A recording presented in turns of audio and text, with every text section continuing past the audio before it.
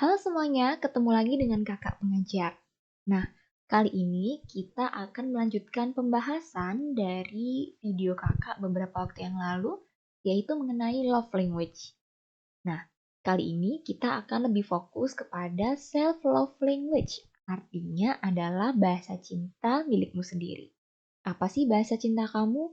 Dan bagaimana cara kamu menunjukkan bahasa cinta itu ke diri kamu sendiri? Kalau ini materi kemarin, kan bagaimana caranya kamu mengekspresikan rasa cinta kamu atau rasa sayang kamu kepada orang lain, dan bagaimana kamu bisa memenuhi bahasa cinta yang diharapkan atau diinginkan oleh orang lain. Nah, gimana sih cara untuk mengekspresikan atau memenuhi keinginan bahasa cinta kita sendiri? Nah, kita akan simak bareng-bareng ya. Nah, buat kamu yang lupa mengenai apa sih sebenarnya love language itu, jadi love language itu disebut dengan bahasa cinta yang merupakan cara bagi seseorang untuk mengekspresikan, mengkomunikasikan, menyampaikan, atau menunjukkan rasa cinta atau kasih sayangnya kepada orang lain. Masih ingat ya? Ada 5 love language, yaitu ada receiving gifts, ada quality time, ada acts of service, ada physical touch, dan ada words of affirmation. Nah, di tabel yang kamu lihat di layar ini ada tulisan jenis love language, ada 5. Lalu how to communicate, yaitu bagaimana cara menunjukkannya. Dan action to take, yaitu actionnya atau aksi nyatanya ini berupa bentuknya seperti apa nih. Dan things to avoid, alias hal-hal yang perlu banget untuk kamu hindari. Oke, yang pertama adalah receiving gifts, yaitu thoughtfulness, make your partner a priority, di mana caranya adalah dengan menjadikan seseorang itu, atau misalnya kita ambil contoh pasangan ya, kita jadikan pasangan kita itu adalah sebuah prioritas gitu. Dan aksi yang bisa kamu lakukan adalah give thoughtful gifts, yaitu kamu menunjukkan hadiah yang sangat bermakna untuk dia. Pick up something your partner says, misalkan kalau pacar kamu suka ini gitu ya, terus kamu berusaha untuk menyenangkan pasanganmu dengan cara membelikan gitu. Dan things to avoid yang harus kamu hindari adalah an unenthusiastic gift receiving, forgetting special treats. Masih ingat yang di materi yang beberapa waktu yang lalu, kakak pernah menyampaikan bahwa sebenarnya orang yang punya love language receiving gifts itu tidak berpatokan pada seberapa mahal barang yang kamu kasih gitu, karena yang dia tekankan adalah pada perhatian kamu, bahwa kamu mengingat momen penting yang berharga di hidup dia. Gitu, udah jelas ya. Dan yang kedua ada quality time. How to communicate one mandatory time without cell phones. Jadi kalau kamu lagi berdua sama doi, sama pacar, usahakan untuk nggak sibuk sendiri-sendiri sama ponselnya.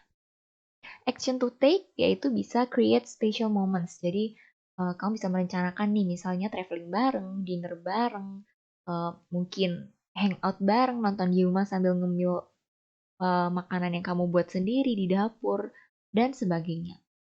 Ya, things to avoid spending most of your free time apart. Jadi ketika kalian lagi free dua-duanya, usahakan untuk menciptakan sebuah momen kebersamaan gitu ya. Jadi daripada sendiri-sendiri. Even though kamu tetap butuh waktu untuk me time gitu. Jadi tetap kita harus jadwalkan. Yang ketiga adalah acts of service.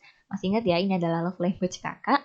Yaitu how to communicate, let them know you are wanting to lighten their load. Jadi intinya usahakan pasangan itu tahu kalau kamu itu ingin meringankan beban dia gitu, ingin membantu dia. Misalnya make them dinner, misalkan dibuatin masakan gitu ya, bekal kayak gitu. Things to avoid, not following through on things that you say you are going to do. Jadi apa ya, misalkan ketika pasanganmu butuh bantuan, kamu jangan cuma omdo doang gitu, langsung take action gitu. Karena yang dia butuhkan itu adalah bentuk nyata dari perilaku kamu itu daripada janji-janji manis. Cia. Lanjut ada physical touch, yaitu non-verbal use of touch to show love. Ini sudah jelas ya. Bentuknya ada hugs, ada cuddling, dan nah ini ada spooning, making out. Ini adalah bagian-bagian dari hubungan seksual yang sebaiknya dilakukan kepada pasangan yang telah sah gitu ya. Kalau sama mungkin teman, pacar, atau keluarga, mungkin kamu bisa batasi atau boundaries bersentuhan di bagian-bagian memang kamu bersedia gitu ya untuk disentuh. Misalnya area tangan, mungkin kepala gitu ya, dipuk-puk itu kan akan lebih so sweet banget gitu. Lalu ada words of affirmation yang terakhir yaitu encourage, affirm, appreciate, and listen actively. Jadi buat kamu yang punya pasangan yang bahasa cintanya adalah words of affirmation, maka sebisa mungkin kamu memuji dia, mengapresiasi dia, seperti itu. Terus, things to avoid adalah only saying words of blame instead of praising efforts. Jadi, hal yang perlu dihindari adalah kamu jangan melulu kritik ya, walaupun kritik itu terkadang membangun, tapi imbangi dengan kata-kata yang juga positif. Nah, kelima love language ini pernah kita bahas di materi sebelumnya dan ini bisa kamu terapkan untuk mengekspresikan rasa cintamu kepada orang lain. Nah, gimana tuh bentuknya ketika ini diterapkan kepada diri sendiri? Nah, tenang aja kita akan bahas satu persatu.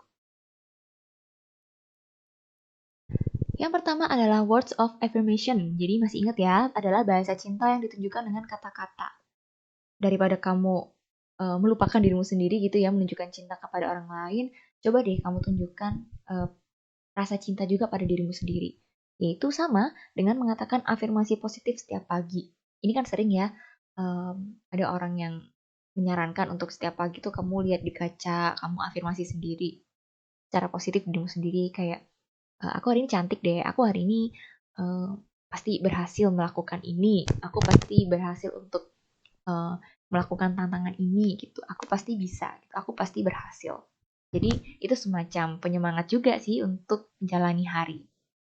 Yaitu memasukkan bahasa-bahasa yang baik gitu. Jadi usahakan pilihlah kalimat-kalimat atau kata yang positif sehingga pikiranmu itu juga akan menangkap sinyal itu sehingga yang kamu lakukan nanti juga penuh dengan optimistik seperti itu. Contoh paling gampang adalah berterima kasih kepada diri sendiri. Tuh, mungkin sambil dipuk-puk gitu ya. Terima kasih ya diriku, kamu sudah berani untuk presentasi hari ini. Terima kasih ya diriku untuk kamu gak mager dan kamu mau menyelesaikan to-do list yang sudah kamu bikin semalam sebelumnya. Itu contoh sederhananya ya guys. Lanjut ada act of service. Nah, ditujukan dengan bentuk perilaku. Nah, oke, kalau misalnya act of service, namanya service itu kan pasti kita melayani atau membantu orang lain. Nah, gimana tuh bentuknya ketika kita melayani atau membantu diri kita sendiri? Nah, ini ada beberapa contohnya sambil kakak jelasin.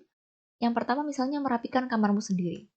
Kamar yang berantakan itu bikin pikiran juga merasa sumpek ya guys. Maksudnya tuh kayak aduh jadi ikutan kayak kapal pecah nih pikiran. Jadi cobalah untuk bantu dirimu sendiri dengan cara merapikan kamarmu dengan lebih tertata.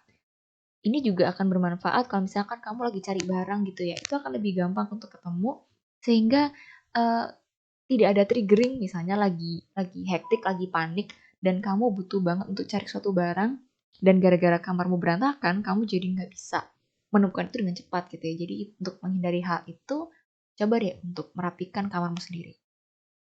Yang kedua mungkin melakukan to-do list. Jadi kalau kamu bingung hari ini agendanya mau ngapain aja dan takut lupa, coba deh kamu bikin to-do list di malam sebelumnya. Gitu. Jadi ketika kamu menjalani hari, kamu bisa langsung melihat to-do list dan mungkin bisa langsung ingat nih, oh hari ini ada ketemuan sama ini, hari ini ada presentasi, hari ini ada perlu beli sesuatu di supermarket, contohnya gitu.